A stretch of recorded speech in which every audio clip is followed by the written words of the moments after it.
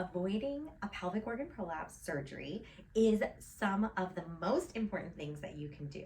In this video, I'm going to talk about different tools that are absolutely necessary to integrate into your life if you are hoping to avoid a pelvic organ prolapse. We are going to talk about doing a posture exercise, we're going to talk about doing a breathing exercise, and we're going to talk about doing a lower core exercise in order to help maintain your pelvic organ position so that your pelvic organ prolapse doesn't get worse. Oftentimes people have either a cystocele where the anterior wall of the vagina is coming in, or they have a rectocele where the posterior wall of the vagina is coming in, or they have uterine prolapse where the cervix starts to descend into the vaginal canal. You can also have a rectal prolapse, or you can have a perineocele, which is where you have the area between the anus and the vagina start to prolapse, or your urethra can start to fall into the vagina. Now, we want to keep these organs inside of our body. We want to avoid surgery. I don't know about you, but it is my life mission to avoid a pelvic surgery in order to correct my prolapse because, let's face it, they're about maybe 60% effective. 40% of the time they fail or need to be redone. And that's just not a great rate. And it's an extensive surgery. One of the main reasons I don't want to have surgery to correct my own is because I don't want it to impact my fitness routines and my lifestyle and all that good stuff. So let's talk about essentials for improving your position of your pelvic organ prolapse and keeping them in place. Here we go, a posture thing. So let's look at posture. Here is a side view of my body. How my rib cage sits on my pelvis is very important for how my organs are inside my body. Now, if I am slouched backwards and hanging out here and my rib cage is backwards and my pelvis is backwards, that's gonna put a lot of downward pressure on my pelvic floor. So one of the things you want to do is you want to imagine like you have a string connected to the top of your head and it's lifting you up. When it lifts you up, if your rib cage is still popped up or if it's tucked down, you want to find a way to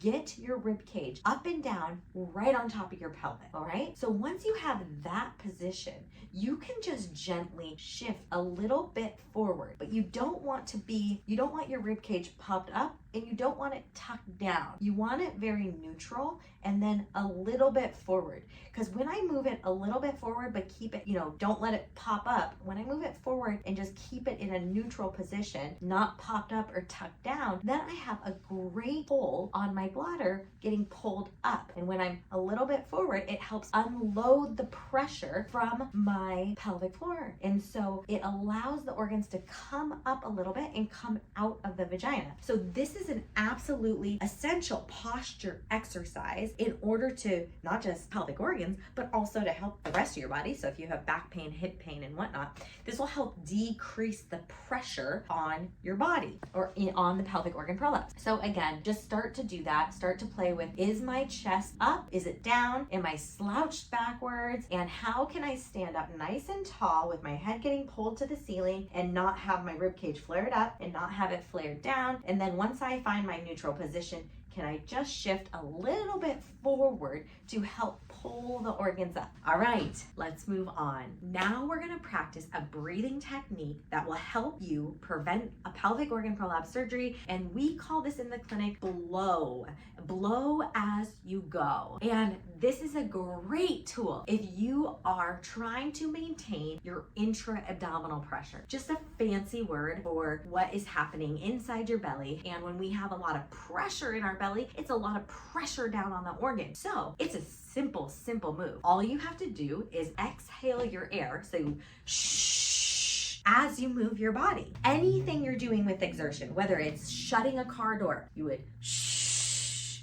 Whether it's going from sitting to standing, you shh. If you use an SH sound, it will help kick on your lower abdominal muscles, but what it's doing is you're blowing the air out of your belly, taking the pressure off of your pelvic organs, and that is gonna help decrease the downward force on your organ. Now, if I was gonna inhale all my air, pulling the pressure into my belly and then do the movement, that's a lot of downward pressure on the pelvic organ prolapse, which can then further enhance the prolapse, creating worse pressure symptoms. And we want to avoid that at all costs. So doing the blow as you go is going to help decrease and limit that pelvic organ pressure. Next, we're going to do a lower core activation exercise to help improve our connection to our lower abdominal muscles. Now, we don't want to be doing a Kegel with this. We are just simply doing a lower abdominal activation to enhance the contraction of our transverse abdominis. When we can use our lower abdominal muscle, our transverse abdominis, to contract, it is going to help pull this muscle up and in. There is a little ligament that goes from the belly button down to the bladder that when you contract your TA, it actually helps pull up the pelvic organ, and that is amazing.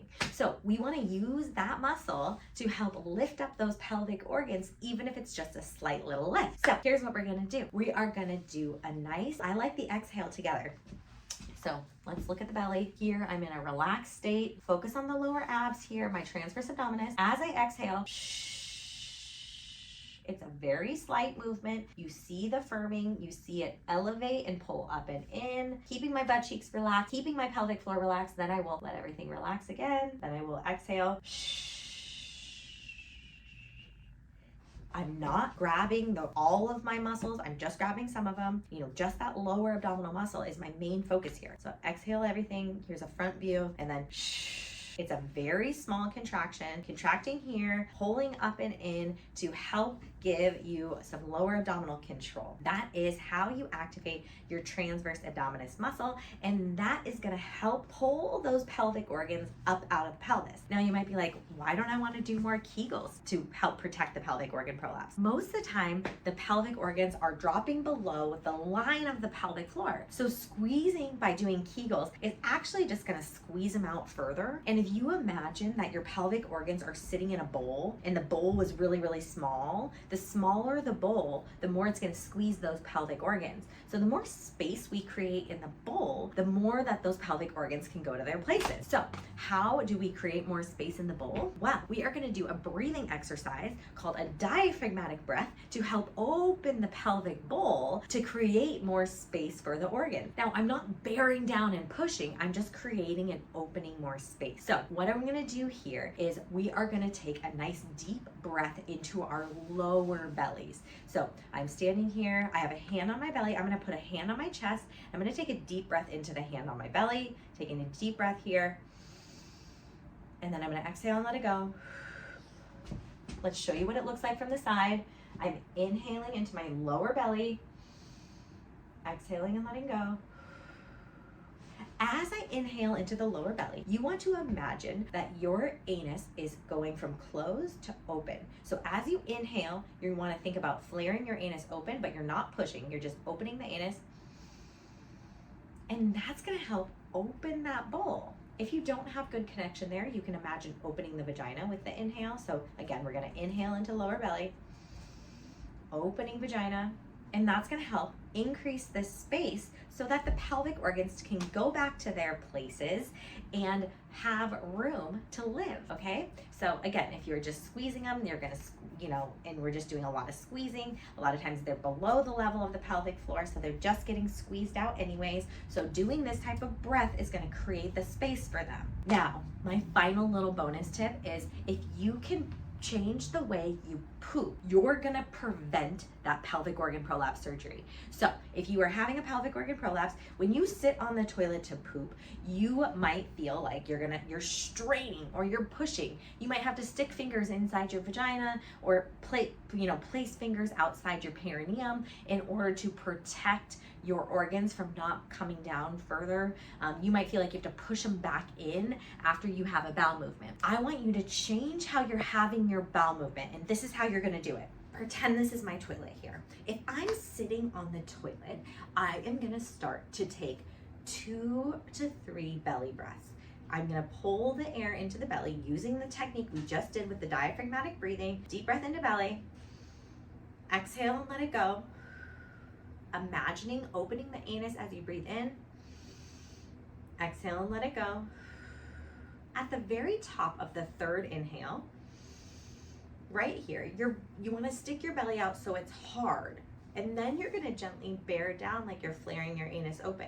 I'm not pushing down though, because if I push down, I'm gonna feel my bladder come down. So I need to make sure, because I have a cystocele, a pelvic organ prolapse, I need to make sure that I'm breathing my poop out. And breathing your poop out is gonna be the most effective way to have a bowel movement without increasing the severity of your pelvic organ prolapse, which is gonna help you prevent that pelvic organ prolapse surgery. So I hope you found these tips helpful. Please like and subscribe, drop comments below, and we can answer to help you prevent your pelvic organ prolapse surgery. And I wish you the best of luck in avoiding that surgery. I'm Dr. Allison Feldt. Thanks for being here.